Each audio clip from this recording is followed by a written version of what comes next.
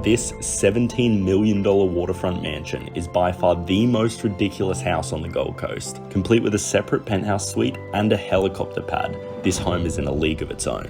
Located on Hope Island in one of Gold Coast's most prestigious gated communities, this four-storey home is situated on over 5,300 square metres of absolute water frontage and accommodates 7 bedrooms and 7 bathrooms. A Versace-styled interior that looks more like a hotel lobby than a house is fitted with crystal chandeliers and golden Versace swan tapware.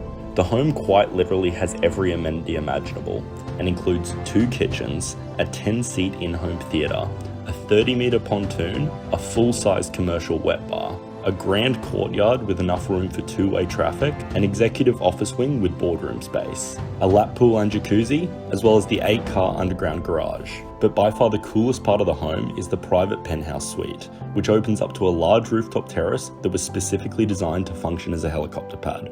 The Gold Coast property market, although not as booming as Sydney's, has seen significant growth over the past 10 to 15 years. As more people seek a location with perfect weather year-round, the growing demand for Gold Coast will only raise the prices of these prestige homes.